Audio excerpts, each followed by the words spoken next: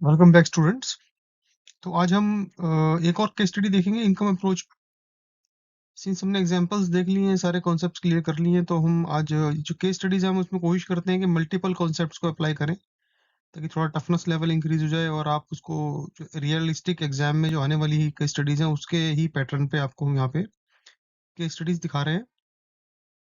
तो मैं फिर से वही अपील करूंगा कि अगर आपने पिछली थ्योरी अगर नहीं समझी है और सारे कॉन्सेप्ट्स क्लियर नहीं किए और आप केस स्टडी पे जंप कर रहे हैं, तो आप प्लीज इस सेशन को यहीं बंद कर दीजिए और इसको पहले सारी थ्योरी क्लियर कीजिए, उसके बाद केस स्टडी कीजिए। अदरवाइज अननेसेसरली अपना समय खराब कर रहे हो, फिर आप में से कुछ लोग क्वेश्चन भेजेंगे मेरे को लिख के कि साहब इसमें ये समझ नहीं आ रहा या वो समझ नहीं आ रहा, जो कि ऑलरेडी हमने एक्सप्लेन कर रखा है थ्योरी के अंदर। तो मैं बार बार बोलता हूँ कि आप पहले अपने फाउंडेशंस और कॉन्सेप्ट्स को क्लियर कीजिए और उसके बाद केस स्टडी में चलिए। जो स्टूडेंट्स इसके बाद अभी हमारी क्लासेस में ज्वाइन करने वाले हैं, अगर उनके लिए कोई डाउट्स है तो वो अपने डाउट्स को नोट कर ले और जब हम क्लास में इसको केस स्टडी को दोबारा से करेंगे तो वहां पर हम आपको इसको क्लियर कर देंगे। तो समय खराब ना करते हुए आज की केस स्टडी देखते हैं, जो कि हम आज की इसमें लीज होल्ड प्रॉपर्टी एक देखेंगे, इनकम अप्रोच से उसका वैल्यूएशन करेंगे और उसमें एक कोविनेंट जो बड़ा कॉमन कोविनेंट होता है अनअर्न्ड प्रॉफिट, तो वो देखेंगे और फिर लेसर लेसी का उसमें देखेंगे वैल्यूएशन है और बाकी सारी चीजें भी उसमें 12 नंबर की केस स्टडी इसमें देखेंगे हम। तो ये पूरा सिलेबस है इनकम अप्रोच का जो ऑलरेडी हम सारा वीडियो हिंदी और इंग्लिश दोनों में डाल चुके हैं, तो आप प्लीज इसको देख लीजिए पहले, उसके बाद आज की केस स्टडी देखिए। तो पहले क्वेश्चन समझते हैं। ये रियल केस स्टडी है जो एग्जाम में आई हुई है और उसके बेस पे हमने आपको ये एग्जांपल दे रखा है। इसको समझ लेंगे तो दो तीन कॉन्सेप्ट्स आपको इसमें से अच्छे से क्लियर हो जाएंगे और ये काफी कॉमन केस स्टडी है जो एग्जाम में नॉर्मली इनकम अप्रोच में से आ जाती है, इसमें कि अनअर्न्ड प्रॉफिट का क्लॉज रहता है। तो state government corporation basically HSIDC has leased out an industrial land at measuring 2,800 square meter in 1976 by charging full premium at the rate of 500 square feet, 500 rupees 500 per square feet। तो HSIDC ने एक industrial मतलब industrial land थी उसको, जिसका की area 2,800 square metre था, उसको 1976 में फुल प्रीमियम 500 रुपए पर स्क्वायर मीटर के हिसाब से चार्ज करके उसको लीज आउट कर दिया। लीज का पीरियड जो था 90 ईयर्स का था, रिन्यूएबल फॉर फर्दर 90 ईयर्स। तो 90 साल की लीज थी, लेकिन इसमें क्लॉज डाल दिया कि 90 साल के लिए और फर्दर रिन्यू हो सकती है। तो सिंस मेजर प्रीमियम उसने फुल चार्ज प्रीमियम जहाँ से वहीं ले लिया था उसने, तो उसके बाद जो रेंट का उसमें जो प्रोविजन दिया लीज रेंट, क्योंकि लीज होल्ड प्रॉपर्टी है तो लीज तो देनी पड़ेगी कुछ ना कुछ, तो एक नोशनल रेंट 1 रुपी पर ईयर के हिसाब से उसमें टोकन रेंट डाल दिया कि हर साल लेसर को जो HSIDC चार्ज करेगा, लेसी को सॉरी। तो लेसी ने उसके ऊपर एक बिल्डिंग कंस्ट्रक्ट कर ली जिसका की एरिया 950 स्क्वायर मीटर है। 1976 में बना ली उसने बिल्डिंग एक। अब जो लीज है that provides that in case of sale, अगर लेसी इस जमीन को फर्दर बेचता है, then Lesi shall pay 20% of the unearned increase in land value to lessor. तो देखिए दो चीजें, पहला प्रीमियम चार्ज हो गया, 1 रुपया पर साल का लीज है, और तीसरा चीज क्या आ गई फाइनेंशियल कोविनेंट कि 20% जो भी अनअर्न्ड प्रॉफिट है वो लेसी लेसर को देगा। लेसर कौन है यहाँ पे? HSIDC। Replacement cost of the factory in 2015 is 16,000 rupees per square metre. तो ये हमने रिप्रोडक्शन कॉस्ट, रिप्लेसमेंट कॉस्ट, ये हम ऑलरेडी डिस्कस कर चुके हैं थ्योरी को। रियल एस्टेट वैल्यूएशन के अंदर हमने ये डेफिनेशन काफी डिटेल में क्लियर की है कि इनका क्या मतलब होता है और रिप्लेसमेंट कॉस्ट और रिप्रोडक्शन कॉस्ट में क्या डिफरेंस है, उसको हम रिएटरेट नहीं करेंगे यहाँ पे। इसलिए रिप्लेसमेंट कॉस्ट क्वेश्चन में दे रखी है, आपको समझना है कि कॉन्सेप्ट क्या है। 16,000 रुपए स्क्वायर मीटर 2015 की डेट में ये रिप्लेसमेंट कॉस्ट यहाँ पे दे दी। लैंड की वैल्यू 2015 में कितनी दी है? 6,000 रुपए स्क्वायर मीटर। उसके बाद क्वेश्चन एग्जामिनर बोल रहा है कि assume life of the building, factory building 60 years and salvage 10% using straight line method. SLM is straight line method. ये डेप्रिसिएशन का मेथड आ गया, देखिए यहाँ पे इसने फॉर्मूला दिया, WDV होता है और एक SLM होता है। तो इसमें हमें स्ट्रेट लाइन मेथड से पकड़ना है, तो हम इसको देखेंगे कैसे निकालना है फॉर्मूला, आगे इसको आगे चेक करेंगे। तो हमें इसमें एग्जामिनर ने 12 नंबर का क्वेश्चन दिया और 6 क्वेश्चन दिए इसमें, इस केस स्टडी को हमें सॉल्व करना है। Value of rights of lessor in 2015, कि लेसर के राइट्स कितने हैं 2015 में। हो सकता है आप एग्जाम 24 में दे रहे हैं, लेकिन ये जो एग्जामिनर पूछ रहा है वो एज ऑफ 2015 पूछ रहा है, तो आपको एक पर्टिकुलर ईयर दे दिया उसने, उस ईयर के अंदर आपको ये चीजें निकालनी है। Value of rights of Lesi, जो किराएदार है उसका राइट्स का वैल्यू निकालिए एज ऑफ 2015। लेसर का जो शेयर है प्रॉपर्टी में वो कितना है, और लेसी का शेयर कितना है प्रॉपर्टी में। ये दो क्वेश्चन ये हो गए। और depreciation amount of the building and depreciated value of the building, देखिए ये दोनों क्वेश्चन बड़े सिमिलर से लगते हैं। डेप्रीसिएशन अमाउंट ऑफ बिल्डिंग और डेप्रीशिएटेड वैल्यू ऑफ बिल्डिंग, तो दोनों सिमिलर लगते हैं, दोनों में अंतर है, लेकिन ये कंफ्यूज करते हैं। और ये हमने थ्योरी ऑलरेडी हम एक्सप्लेन कर चुके हैं, I think session number 2 valuation of real estate के अंदर हिंदी में, और इंग्लिश में हम सेशन नंबर 1 में इस पॉइंट को कवर कर चुके हैं। तो अगर आपने वो कवर नहीं किया थ्योरी, तो आप बार बार बोलता हूँ कि कॉन्सेप्ट को क्लियर कीजिए, तब जंप के स्टडीज पे जंप कीजिए, अदरवाइज समय खराब कर रहे हैं। तो चलिए बढ़ते हैं सोल्यूशन की तरफ। तो जैसा कि मैं हमेशा अपने स्टूडेंट्स को एडवाइस करता हूँ, पहले आप जंप मत कीजिए सॉल्यूशन पे, पहले आप सारा डाटा को अपने फॉर्मेट में लिखिए। तो इसमें क्या दे रखा है, लैंड एरिया दे रखा है, इनिशियल प्रीमियम दे दिया 1976 का। देखिए ये मैं, मेरा स्टाइल ये रहता है, नीचे लिख देता हूँ उसको, मैं ये को ब्रैकेट में डाल लीजिए, यहाँ लिख लीजिए। 500 रुपए स्क्वायर मीटर के हिसाब से था। लीज पीरियड की तरह 90 ईयर्स 1976 से था, with renewal clause of 90 years. Lease rent कितना है, 1 रुपया पर एनम। ये per month per annum important है यहाँ पे। बिल्ट अप एरिया, जो बिल्डिंग का एरिया है वो 1976 में बनाया था, 950 square metre. Unearn profit close 20% of the share of the two of lessor. Replacement cost ये 15 में दे रखी है। ये जब ये जहाँ पे ईयर दे रखा है, आपको ये ध्यान रखना है कि ये 1976 में है, 1915 में है, बीच में है कहीं। तो 16,000 रुपए पर स्क्वायर मीटर की आपको रिप्लेसमेंट कॉस्ट इसमें डाल दी, एग्जामिनर ने दे दी ऑलरेडी। लैंड रेट भी दे दिया आपको 2015 का 6,000 रुपए square metre. Life of building आपको बोल दी है उसने 60 साल की। साल्वेज वैल्यू दे रखी है 10%। देखिए अभी ये साल्वेज और स्क्रैप, हम आई थिंक हिंदी में हमने सेशन नंबर 2 में डिस्कस किया था कि साल्वेज वैल्यू क्या होती है, स्क्रैप वैल्यू क्या होती है। तो अब यहाँ पर अगर आपको ये डिफरेंस पता नहीं है, आप उसको कर नहीं सकते, इसको केस स्टडी आप कर ही नहीं पाएंगे।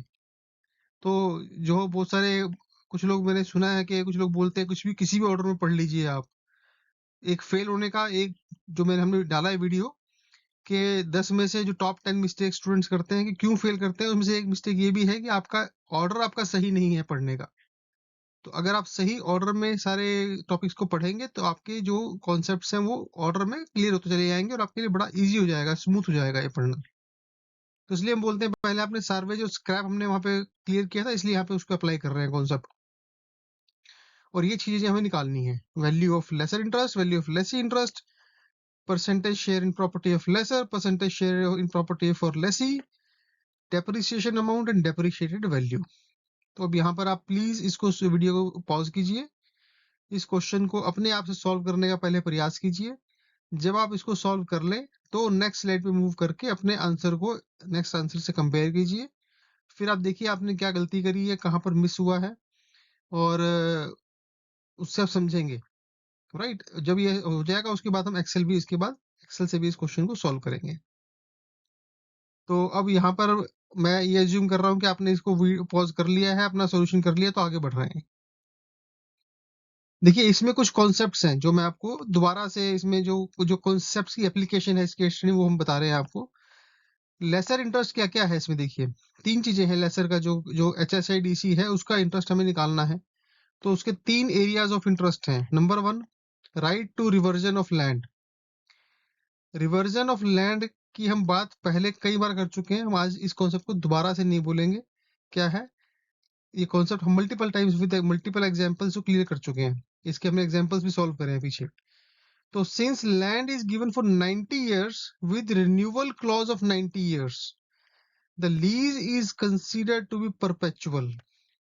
तो इसका मतलब क्या हो गया, अगर परपेचुअल लीज है तो आपकी रिवर्जनरी वैल्यू ऑफ लैंड आपकी नेग्लिजिबल होगी, और उसको जीरो मान सकते हैं आप। ये एक कॉन्सेप्ट है जो आपको यहाँ पे अप्लाई करना पड़ेगा।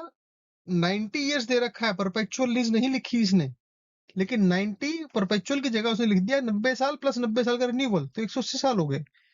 राइट। तो आपको ये समझना पड़ेगा कि ये as good as perpetual lease है, इसलिए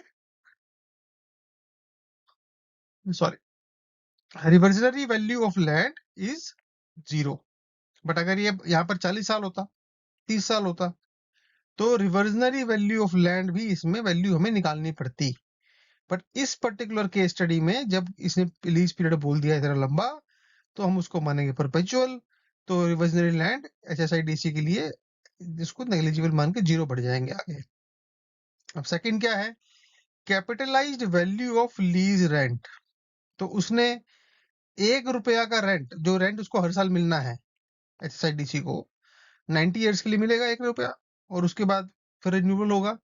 तो अब 1 रुपया 1 साल का मिलना है, तो ये भी बहुत ही एक नेग्लिजिबल सा अमाउंट है। तो इसका भी हम कैपिटलाइज आइडियली हमें कैपिटलाइजेशन वैल्यू इसकी निकालनी चाहिए, बट सिंस इतना छोटा अमाउंट है तो उसको हम नेग्लिजिबल मान सकते हैं, उसको भी 0 मान सकते हैं, क्योंकि 1 रुपया 1 साल का है। तो उसको कैपिटलाइज करें कितना आएगा, 10-20 रुपया आ जाएगा जो मार के, राइट, पूरे 90 साल का। तो उसको भी हम ऑलमोस्ट ग्राउंड रेंट का जो कैपिटलाइजेशन है वो नेग्लिजिबल मान के उसको हम 0 मान सकते हैं। उसको इन दो चीजें निकालने की हमें जरूरत नहीं है। अब तीसरा एरिया क्या है इंटरेस्ट में, covenant, right to waive a restrictive condition. That is a third condition जो कि लेसर के इंटरेस्ट में और जो इंपॉर्टेंट है यहाँ पे। तो उसमें लीज डिड क्या बोल रही है कि अगर लेसी इस बिल्डिंग को या इस जमीन को, प्रॉपर्टी को बेचता है आगे, जब बिल्डिंग जमीन किराए पे है उसने ली हुई है, कि अगर वो जमीन बेचता है तो 20% जो अनअर्न्ड इंक्रीज है लैंड वैल्यू का, वो लेसर को देगा। तो आपको यहाँ पे अनअर्न्ड इंक्रीज निकालना पड़ेगा, और उसका 20% जो है वो लेसर का इंटरेस्ट है और 80% लेसी का इंटरेस्ट है। यहाँ पर देखिए ये सबसे इंपॉर्टेंट कॉन्सेप्ट है जो अप्लाई कर रहे हैं, जिसके बेस पे लेसर का इंटरेस्ट यहाँ पे निकल के आएगा। लेकिन लेसर का जो इंटरेस्ट है वो 20% पे कैप हो रहा है, और सिर्फ लैंड पे है, बिल्डिंग पे नहीं है।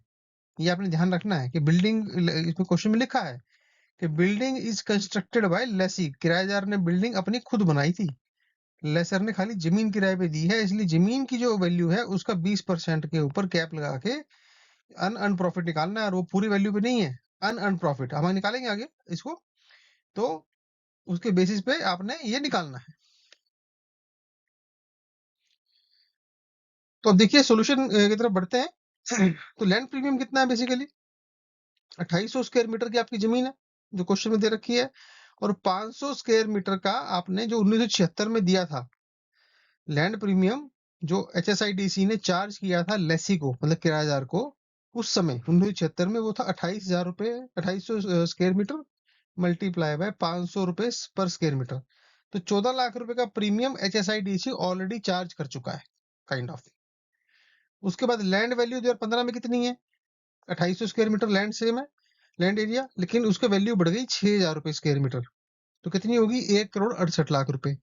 तो इन दोनों वैल्यू को माइनस कर देंगे आप, आज की जो वैल्यू है और जो वैल्यू उस समय थी उसको माइनस करेंगे, क्योंकि लेसी ने 14 लाख रुपए ऑलरेडी पे कर दिए हैं। तो अनअर्न प्रॉफिट कितना हो गया, जो वैल्यू आज है माइनस जो वैल्यू पे करी थी, तो 168 माइनस 14, तो 1,55,54,00,000 की उसकी वैल्यू हो गई। अब लेसर का मतलब HSIDC का शेयर कितना बोला है, ये अनअर्न प्रॉफिट है, इसका शेयर है 20%, तो इसका 20% निकालेंगे तो बनेगा 30,80,000 रुपए। तो ये हो गया आपका आंसर 1। ये कितना सिंपल है, ये कॉन्सेप्ट क्लियर हुआ, आपने सिंप्लीफाई करके उसको निकाल दिया। सिंपल कॉन्सेप्ट है, इसमें कोई ज्यादा रॉकेट साइंस नहीं, लेकिन वो केस स्टडी ऐसे बनाता है एग्जामिनर कि आप कंफ्यूज कर जाएंगे मल्टीपल कॉन्सेप्ट्स की। अब अगला देखते हैं, लेसी का इंटरेस्ट देखते हैं। तो लेसी का इंटरेस्ट क्या है इसमें, देखिए एक तो जो लैंड हमने अभी पीछे निकाली है उसका 80% शेयर, 20% तो लेसर का हो गया, रिमेनिंग 80% जो लैंड वैल्यू है वो लेसी का शेयर है, इंटरेस्ट है, और जो बिल्डिंग है उसकी पूरी वैल्यू। तो बिल्डिंग की वैल्यू कितनी है, उसमें आपको depreciated replacement cost of the building in 2015 depreciated निकालनी है आपने वैल्यू, ये ध्यान रखना कॉन्सेप्ट आपने। तो पहले लैंड का तो इजी है निकालना, 168 लाख 15 में वैल्यू थी, 30,80,000 रुपए जो उसका शेयर चला गया लेसर का वो हो गया, और बैलेंस कितना है 137.58। तो आपने ये ध्यान रखना है, यहाँ पर ये 154 नहीं लेना, 154 नहीं लेना यहाँ पे आपने, ये इंपॉर्टेंट कॉन्सेप्ट है, यहाँ गलती कर जाते हैं स्टूडेंट्स नॉर्मली। कि यहाँ पर 168 की जगह 154 ले लेंगे गलती से, नो। तो ये मार्केट वैल्यू पकड़नी है आपने 15 की, ना कि प्रीमियम पकड़ना है यहाँ पे। तो इस मार्केट वैल्यू में से जो प्रीमियम अनअर्न्ड प्रॉफिट जो पे करना है 20% वो माइनस करेंगे, और तब ये निकल के आएगी वैल्यू। तो ये 80% नहीं है, this is more than that. अब अगली स्लाइड में हम देखेंगे कि depreciated replacement cost of the building 15 में कैसे निकालनी है। तो देखिए डेप्रिशिएटेड रिप्लेसमेंट कॉस्ट कैसे निकालेंगे हम। Replacement cost new, RCN new, ये हमें पता है कि अगर हम नई बिल्डिंग बनाते हैं, रिप्लेसमेंट कॉस्ट का फॉर्मूला समझ रखा है हमने, ये कॉन्सेप्ट को भी समझा हुआ है सारा कि रिप्लेसमेंट कॉस्ट कौन सी होती है, डेप्रिशिएटेड रिप्लेसमेंट कॉस्ट कौन सी होती है, सारे हमने हिंदी वाले सेशन नंबर 2 में वैल्यूएशन ऑफ रियल एस्टेट और इंग्लिश के सेशन नंबर 1 में replacement of valuation real estate valuation में ऑलरेडी कवर कर रखा है। अगर आपको अभी भी कोई डाउट है उसको दोबारा से आप कॉन्सेप्ट को पढ़िए और तब इस केस स्टडी पे जंप करिए। तो अब replacement cost new RCN building का क्या आएगा। बिल्टअप एरिया 950 स्क्वायर मीटर का बिल्टअप है बिल्डिंग का, जो क्वेश्चन में ऑलरेडी दिया हुआ है। और 2015 में रिप्लेसमेंट कॉस्ट मतलब कि अगर वो सेम बिल्डिंग नहीं बनाई जाए तो 16,000 रुपए स्क्वायर मीटर की उसकी वैल्यू है 2015 में। तो मल्टीप्लाई कर देंगे तो एक आ जाएगा 1,52,00,000 रुपए की कॉस्ट है उस स्ट्रक्चर की आज की। लेकिन वो स्ट्रक्चर कब बना था, 1976 में। ये क्वेश्चन में दिया हुआ है, देखिए। तो आपको इसमें से अब डेप्रिसिएशन माइनस करना पड़ेगा, ये तो पुरानी बिल्डिंग है। तो डेप्रिसिएशन कितना पकड़ेंगे आप, आपको इसमें परसेंटेज डेप्रिसिएशन नहीं दिया हुआ, लेकिन आपको निकालना पड़ेगा वो with the help of salvage. आपको एज पता लग गई बिल्डिंग की, जो कि 2015 में वैल्यूएशन कर रहे हैं हम लोग, और 1976 में ये बिल्डिंग बनी थी। तो इसका मतलब क्या हो गया, 39 साल की बिल्डिंग हो गई पूरी पूरी। यहाँ पर माइनस करेंगे इसको, 2015 माइनस 1976। तो बेसिकली यहाँ आपका 39 साल का आपका बिल्डिंग का एज हो गया, और साल्वेज क्वेश्चन में दिया हुआ है 10%, मतलब कि, और जो पूरी total life of the building है 60 साल की। तो अगर 100 में से माइनस साल्वेज करेंगे 90% हो गया, तो डिवाइड बाय 60, तो मतलब एक साल का 0.1% का डेप्रिसिएशन हो गया, तो 1.5 का। तो जब एक साल का डेप्रिसिएशन 1.5% है, तो फिर 39 ईयर से कितना होगा, 58.59। तो ये आपका जो बेसिकली आरसीएन वैल्यू है, इसका 58.50% जब निकालेंगे, वो आपका आ गया डेप्रिसिएशन अमाउंट आज की डेट में, जो कि आपका बनेगा 58% of 152 lakhs, which is equal to 88.92 lakhs, and this is answer number 5। और डेप्रिशिएटेड आरसीएन और डेप्रिशिएटेड वैल्यू क्या होगी, जो आरसीएन है replacement cost new minus depreciation amount. तो इस अमाउंट में से ये अमाउंट माइनस कर देंगे, तो आ गया आपका value depreciated value of the building, of the property of the building. तो ये आपका आंसर नंबर 6 आ गया यहाँ पे। अब इसका जो लेसी इंटरेस्ट हमें निकालना था, उसमें क्या थे, दो कंपोनेंट थे। एक तो लैंड के अंदर जो शेयर था किराएदार का, और बिल्डिंग के अंदर जो उसका इंटरेस्ट है। तो लैंड का शेयर हमने सेकंड लास्ट स्लाइड पे निकाला था 137.20, और बिल्डिंग में हमने अभी लास्ट स्लाइड पे निकाला है। दोनों को ऐड कर देंगे तो आपका ये देखिए यहाँ पर आ गया 2,08,000 रुपए। ये वैल्यू होगी लेसी के इंटरेस्ट की। तो ऐसा नहीं है कि आपका जो आंसर है वो बेसिकली ऑर्डर में ही आएगा, वो आगे पीछे भी आ सकता है आंसर। अब इसके बाद लेसी का लेसर शेयर, ये यहाँ पर टाइपिंग एरर हो गया, ये आंसर नंबर 3 है, ये 3 और 4 है, ये 5 6 नहीं है। ध्यान रखिएगा, मैं ठीक कर दूंगा स्लाइड में इसको। तो अब बेसिकली लेसर का जो शेयर है वो कितना है, lessor interest divide by total property value. तो टोटल प्रॉपर्टी वैल्यू कितनी है जी आपकी, जो लैंड की वैल्यू 2015 में वो, और डेप्रिशिएटेड रिप्लेसमेंट कॉस्ट न्यू या फिर depreciated value of the building वो है। तो लैंड वैल्यू 168 टोटल, इंक्लूडिंग जो लेसर का शेयर है प्लस जो टोटल बिल्डिंग की वैल्यू है as of now after depreciation. तो वो वैल्यू निकालेंगे और लेसर का शेयर डालेंगे ऊपर।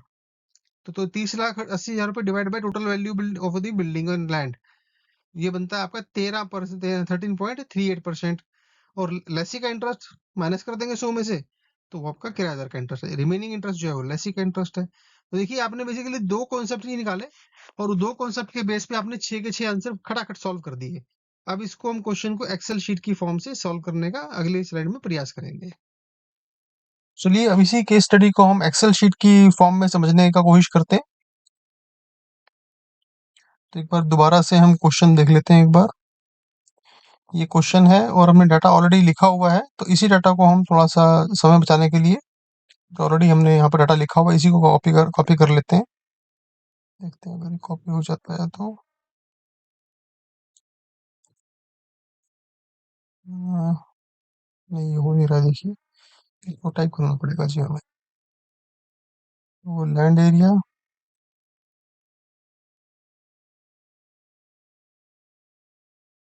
लैंड एरिया कितना दे रखा है आपको यहाँ पे, 200 2800 स्क्वायर मीटर SQMT। उसके बाद initial premium,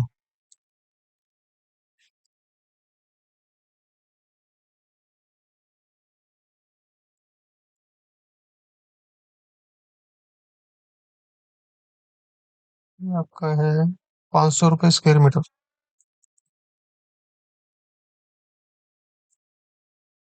rupees per square metre. Then leasehold period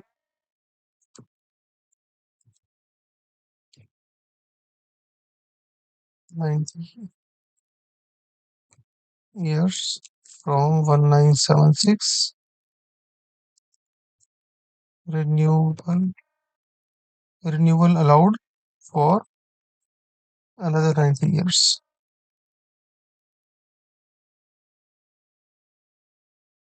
Lease rent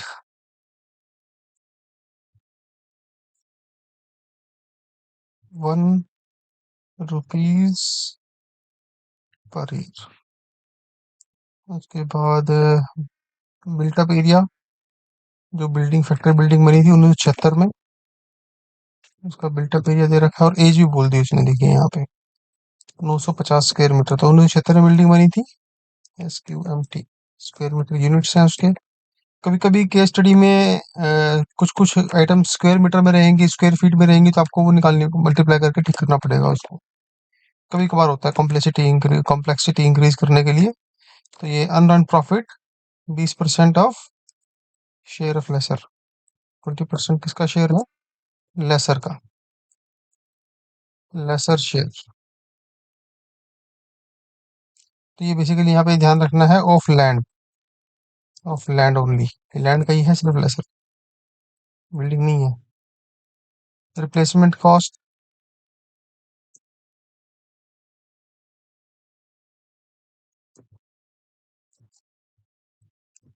कितनी है, 16,000 रुपये स्क्वायर मीटर। ये बिल्डिंग की है, लैंड का कोई रिप्लेसमेंट कॉस्ट नहीं होता, बिल्डिंग का ही होता है हमेशा। लैंड रेट दे रखा है यहाँ पे 2015 का,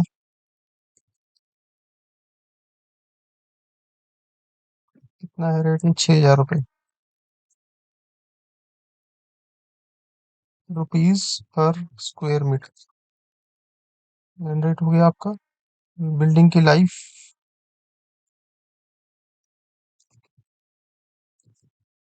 60 years।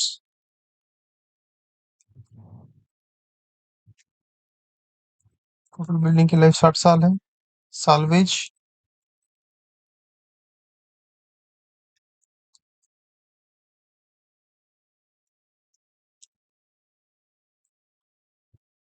साल्वेज आपका है 10%। ठीक है जी। अब निकालना क्या क्या है हमको, ये डाटा गिवन था आपका, थोड़ा छोटा कर लेते हैं इसको। हम्म, थोड़ा सा इसको छोटा कर लेते हैं।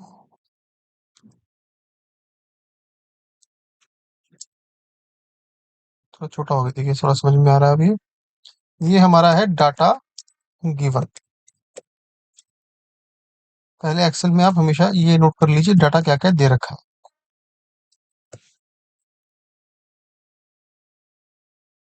डाटा दे दिया, क्वेश्चंस आस्क्ड, क्वेश्चंस क्या क्या है?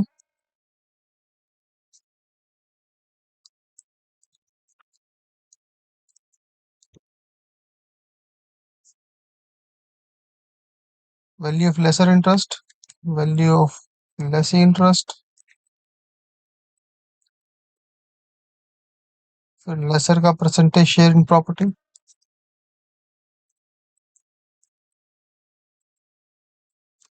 लेसी का percentage share in property,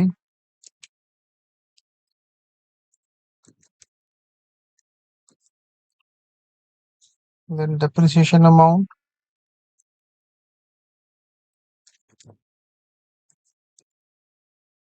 and depreciated value building की। लैंड में कोई डेप्रिसिएशन नहीं होता। थोड़ा छोटा कर लेते हैं इसको।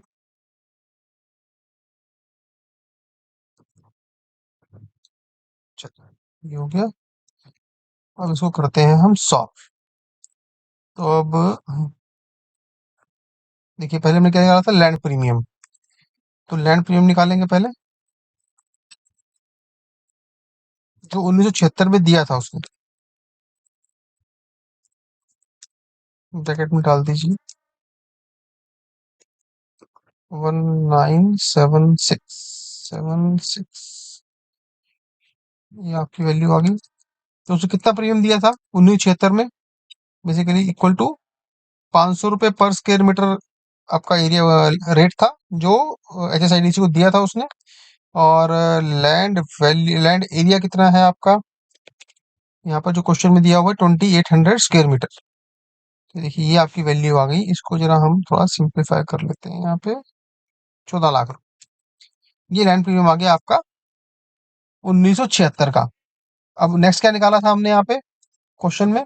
लैंड वैल्यू 2015 की। इसको निकालते हैं। लैंड वैल्यू 2015 में, 2015 में। तो लैंड का एरिया सेम है, 2800 मल्टीप्लाई बाय रेट कितना है लैंड का 15 का, 6000 रुपये स्क्वायर मीटर, ये दिया हुआ है। तो ये हमारी वैल्यू आ गई 2015 की लैंड रेट। अनअर्न प्रॉफिट कितना हो गया? अनअर्न प्रॉफिट जो लेसी का है, जो टोटल टोटल अनअर्न प्रॉफिट है लैंड का, वो हो गया आपका बेसिकली AB। सो ये आपका आ जाएगा total value, current value minus price paid. This is आ गया आपका ये C इक्वल टू, मैं इजी करने के लिए लिख रहा हूँ फॉर्मूला आपको ये, ताकि आपको ये समझ में आए। तो C is equal to B+A। तो अब इसका 20% लेसर शेयर है। लेसर शेयर कितना है? 20%। लेसर का इंटरेस्ट तो इतना ही है। तो ये देखिए, निकाल रखा है अनन प्रॉफिट हमने निकाला 154। मैच कर गया फिगर यहाँ तक आपकी। उसके लेसर का शेयर कितना? 20% है। तो इसका हम निकालेंगे, 20% दे रखा है क्वेश्चन में, ये 20% मल्टीप्लाई बाय ये वैल्यू। तो ये आपका वैल्यू आ गई आंसर 1। तो लेसर का शेयर आपका यहाँ पे देखिए मैच कर गया है। ये एक आंसर निकल आया है, आंसर नंबर 1। तो इसको बल्कि ऐसे कर लीजिए, यहाँ पर लैंड लिखिए और इधर हम करेंगे बिल्डिंग का कैलकुलेशन।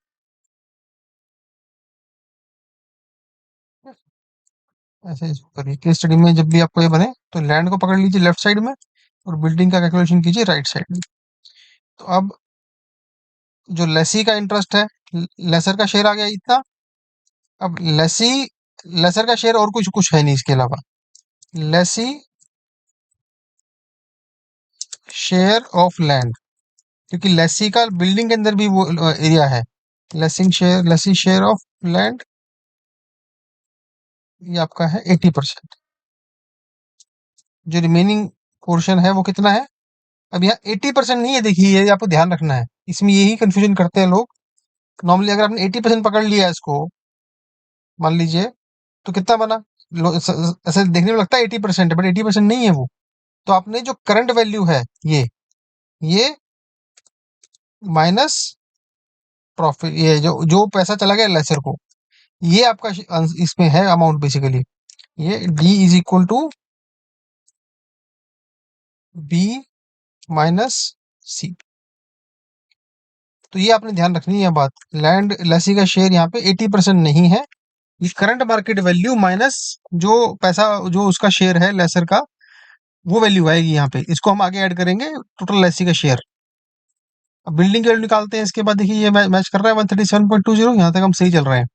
तो अब हम लेसी का इंटरेस्ट निकालते हैं। तो उसके लिए हमने क्या था, रिप्लेसमेंट कॉस्ट न्यू, पहले आरसीएन निकालना है, आरसीएन। अब हमें यहाँ पे रिप्लेसमेंट कॉस्ट दे रखी है 16,000 रुपये, और बिल्डिंग की एरिया दे रखा है। अगर 950 स्क्वायर मीटर की बिल्डिंग आज बनाएंगे तो उसकी खर्ची जो आएगी बेसिकली वो आएगी 16,000 रुपये पर स्क्वायर मीटर। तो इसका मतलब ये आपकी वैल्यू आ गई, देखिए ये बताए थे 1,52,00,000 रुपए। अब इसमें परसेंटेज डेप्रिसिएशन निकालेंगे पहले, क्योंकि ये पुरानी बिल्डिंग है, नई बिल्डिंग तो है नहीं। तो अब ये निकालने के लिए क्या है, परसेंटेज डेप्रिसिएशन के लिए फॉर्मूला क्या है, ये हमें निकालना पड़ेगा। क्योंकि इसमें हमें 10% की साल्वेज है, और पहले हमें निकालनी है as of the building. Age of building, तो 2015 में हम बैठे, 2015 माइनस 1976। 2015 माइनस 1976, ये देखिए ये आपकी ईयर्स में आ गई बिल्डिंग, एज ऑफ बिल्डिंग।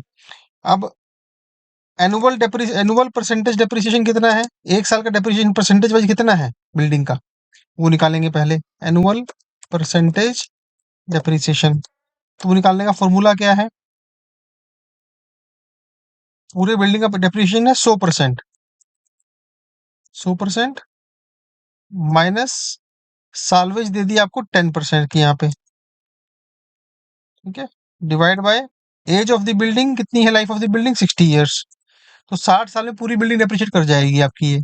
तो आपका ये, इसको परसेंटेज में कन्वर्ट कर लेते हैं, 1.5% है annual total percentage depreciation. Normally आपको एसएलएम मेथड से ही क्वेश्चन में आएगा 99%, अनटिल अनलेस आपकी किस्मत बहुत खराब ना हुई तो। जो एग्जाम में क्वेश्चन आते हैं वो स्ट्रेट लाइन मेथड से आते हैं, बिकॉज एग्जामिनर चाह रहा है आपका कॉन्सेप्ट को समझना, ना कि आपको ये कैलकुलेशन वो चेक करना चाह रहा है, वो कॉन्सेप्ट पता होना चाहिए आपको। तो इसको मल्टीप्लाई कर देंगे 39 से, तो ये हमारा डेप्रिसिएशन आ गया पूरी बिल्डिंग का परसेंटेज में। अब इसका आपने डेप्रिसिएशन वैल्यू निकालनी है, डेप्रिसिएशन अमाउंट, डेप्रिसिएशन अमाउंट। तो ये बेसिकली जो परसेंटेज है मल्टीप्लाई बाय नई बिल्डिंग की कॉस्ट, तो ये आपकी वैल्यू आ गई डेप्रिसिएशन अमाउंट। ये कौन सा क्वेश्चन था आपका, क्वेश्चन नंबर आंसर नंबर 5। देखिए मैच कर गया यहाँ पे आपका 88.92 लैक्स। होल्ड कर देते हैं। और ये बिल्डिंग का है बेसिकली, इसको मैं और स्पेसिफाई कर देता हूँ, ये हमेशा बिल्डिंग का होता है, डेप्रिसिएशन बिल्डिंग पे लगता है, लैंड पे नहीं लगता कभी। उसके बाद डेप्रिशिएटेड वैल्यू, डेप्रिशिएटेड वैल्यू कितनी है ऑफ बिल्डिंग, तो टोटल नई बिल्डिंग, नई कॉस्ट की बिल्डिंग माइनस डेप्रिसिएशन, ये आपकी वैल्यू आ गई आंसर, आंसर 6। देखिए अब तक हम 3 क्वेश्चन के आंसर 6 नंबर हम यहाँ से स्कोर कर चुके हैं, ठीक है, तो ये आ गया। अब इसके बाद हमें निकालना है जो बेसिकली, अभी बिल्डिंग पूरी है इसकी, राइट, तो इसको देखते हैं आगे। तो लेसर का इंटरेस्ट क्या हो गया बेसिकली, अब लेसर का इंटरेस्ट जो है यहाँ पर नीचे पकड़ते हैं, लेसी का इंटरेस्ट, लेसी टोटल इंटरेस्ट कितना है, land interest plus building interest, ठीक है, plus interest in building, building interest. तो लैंड का इंटरेस्ट कितना है आपका,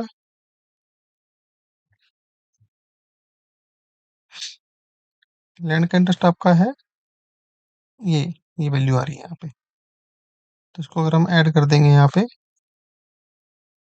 ये लैंड का इंटरेस्ट हो गया और ये इधर से बिल्डिंग का इंटरेस्ट हो जाएगा। तो ये आपकी टोटल वैल्यू जो है, या फिर इसको यहाँ लिखता हूँ कि थोड़ा सा इजी के लिए, land interest plus building interest, तो 2,28,000 रुपये इसकी वैल्यू आ गई, जो कि आपका ये 2,28,000। इसको ठीक कर लेते हैं जरा, ये टाइपिंग यहाँ पर टाइपिंग एरर, ये ठीक हो गई। तो ये आपका आंसर आ गया, आंसर 2।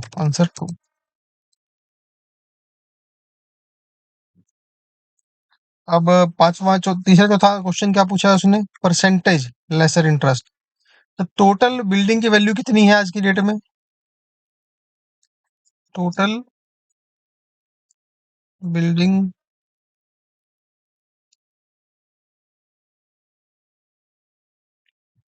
वैल्यू, उसमें क्या है आज की डेट में जो लैंड की टोटल वैल्यू है 2015 में, वो कितनी है, वो आपकी है ये 1,68,000। और आज की डेट में टोटल जो बिल्डिंग की वैल्यू है वो है 63,000 और 8,000, 63,08,000। तो टोटल वैल्यू इतनी आ गई आपकी। अब लेसर शेयर कितना है, लेसर परसेंटेज शेयर,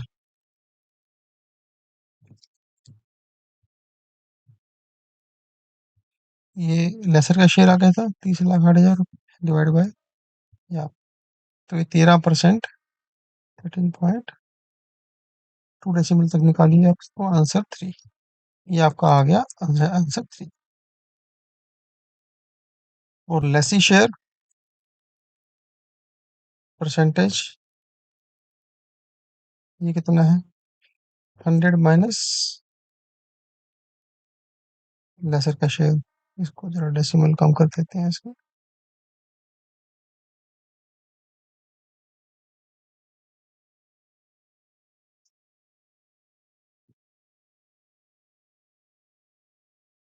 तो ये आपका आंसर 4। एक बार चेक कर लेते हैं क्या मैच कर गया हमारा आंसर। देखिए 86.67, तो ये दोनों आंसर मैच कर गए। तो हमने इसी केस स्टडी को हमने कैलकुलेटर से भी और एक्सेल शीट से भी दोनों तरीके से समझ लिया। अगर इसके अंदर कहीं गलती होगी तो हम एक्सेल शीट में इजीली इसको ट्रैक कर सकते हैं। और कई बार क्या होता है कोई भी आंसर मैच नहीं कर रहा आपको, फिर आप दोबारा से डाटा सारा चेक कर सकते हैं कहाँ पर आपने टाइपिंग एरर कर दिया, कोई फॉर्मूला गलत लगा दिया, तो आपकी गलती होने की संभावना यहाँ पर कम है और बार बार आपको केस स्टडी में रिवर्क नहीं करना पड़ेगा। तो एक बार फिर से आपका बहुत बहुत धन्यवाद आज का सेशन देखने के लिए। आशा करते हैं आपको अच्छा लगा होगा, और अगर आपको अच्छा लगा तो प्लीज इसको लाइक कीजिए और नीचे कमेंट भी जरूर डालिए, ताकि समझ में आए कि आप लोगों का रिस्पांस कैसा आ रहा है और थोड़ा सा मोटिवेशन मिले।